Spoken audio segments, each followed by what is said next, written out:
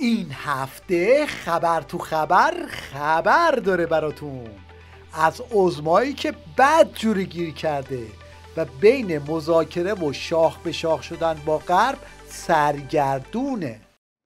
حواسمون باشه که با کی مواجهیم، با کی معامله میکنیم، با کی داریم حرف میزنیم. این رو بدانیم. تا عظما این جمله رو گفت بسیجی ها ریختن تو خیابون و یه چنین معرکه‌ای را انداختن.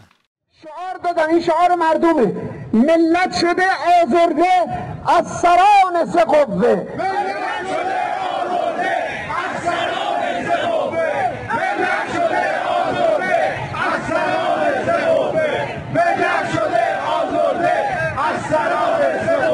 آقای پزشکیان که خودشون نوکر آمریکا قرار داده داره همینجور میره دو دستی میخواد مملکت رو تقدیم آمریکا بکنه با انتصابات غیرقانونی که داشته. خیلی از فتنه‌گران، اغتشاشگران و بدخواهان این ملت رو قدرت داده بهشون برخلاف قانون. به آقای پزشکیان ما کاری نداریم چون اصلا به قول ما طلبه ها موضوعاً خارجه. کار به اونجایی رسید که مجری تیوریش هم قاطی کرد و اینطوری گفت آقا اینا توش چیزی در نمیاد، ما فقط الان باید بریم سراغ ترامپ و خلاصه پیشاپیش هم دارن بحثایی مطرح میکنن. این شدنیه. اگر ما اینجوری دو دل باشیم، اینجوری بریم در مقابل یه کسی که به هر حال جنایت کرده، قاتل شهید سلیمانیه و همین الان داره محکم راجع به تحریم ها و با منافقین آدماش دارن دیدار میکنن و اینها، من میخوام بگم این شدنیه، یعنی این مسیر در واقع دو طرفه رو رفتن. البته خودشون هم میدونن که این پارس کردن ها موقتیه و روزش باید هر کاری رو که عظما گفت بکنن.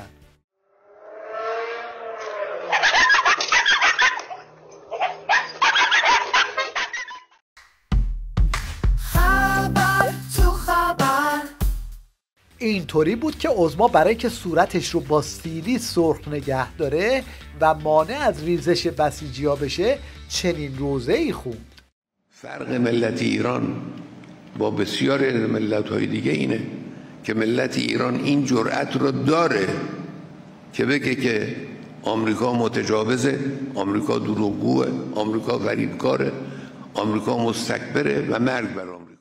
البته در جرأت ملت ایران شکی نیست، منتها برای فریاد کردن چنین شعاری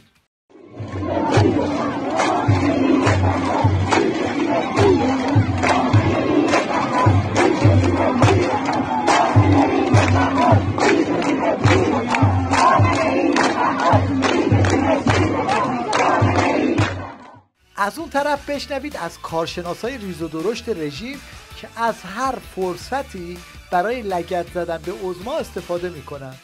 تو میتونی بگی تو جایگاهی نشستی که برای ایران داری تصمیم میگیری. سوریه چه ربطی به ایران داره؟ تهش میشه سوریه رو از باد دادی، اسد هم از دست دادی، ما رو اینا همه تریلیارد هزینه از دست رفت، آبروی نظام هم از دست رفت. چیه پشتش؟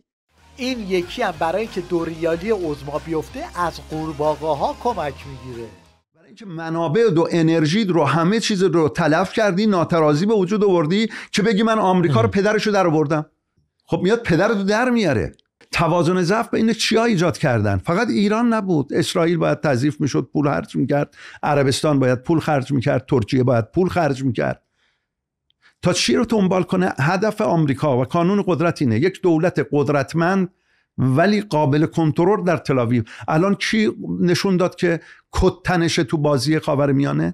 اگر نگفتن از زمین و آسمان ما خواستیم حمایت کنیم، اسرائیل و آمریکا نذاشتن. خب چرا 10 سال میذاشتن؟ برای اینکه هنوز چی نشده بود؟ به قول قورباغه وقتش نیست، وقتش نشده بود، حالا وقتشه.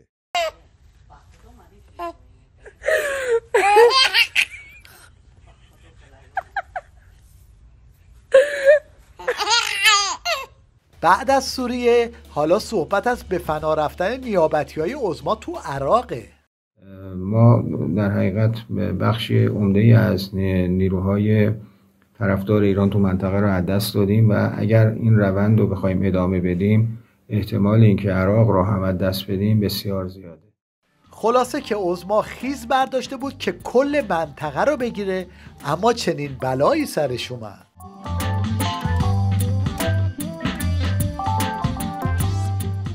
اینجاست که باید حرف آخر رو از پاسدار سلامی شنید که به ضعف نظام اعتراف میکنه. ما اینها رو در میدان تجربه کرده ایم. ما زخمهای زیادی از ناترازی قدرت متحمل شده ایم. ما اگر ضعیف بمانیم محو میشویم. باید برای ماندن قدرتمند بود. خبر تو خبر.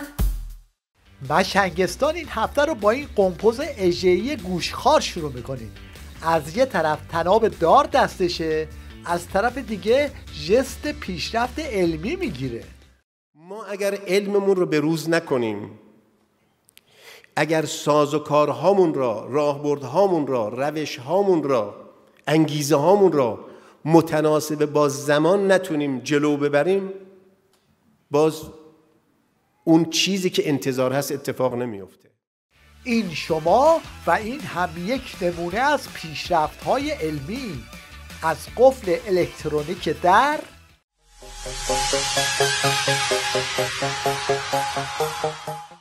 تا خودروهای ساخت نظام که کاملا بدون شرحه.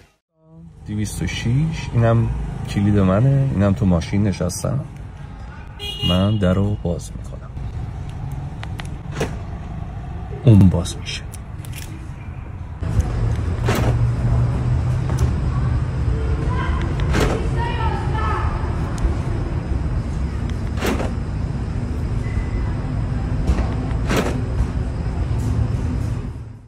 در چنین شرایطی تنها راه حل آخوندا برای رفع ناترازی گرانسازیه. بحث ناترازی و یارانه های پنهان مطرح میکنند. این زمینه چیه؟ برای اینکه این تراز حاصل بشه باید دوباره بیایم گرانسازی بکنیم، یارانه ها رو حذف کنیم، گرانسازی بکنیم.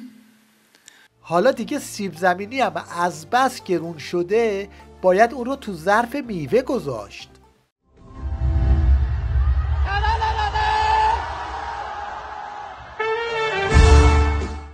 این هم راه حل مقابله با گرانی تخم مرغ.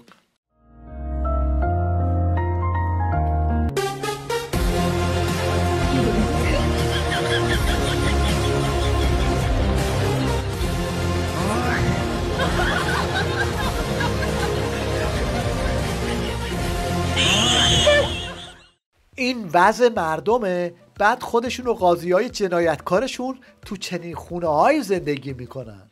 نیاوران، خیابان تبریزی، عرض به خدمتتون اینجا محله آقای رزینیه که تازه ترورش کردن. اینم خدمتتون، اینم عکسش، از جلو خونهش رد شدم، اینم خونهشه.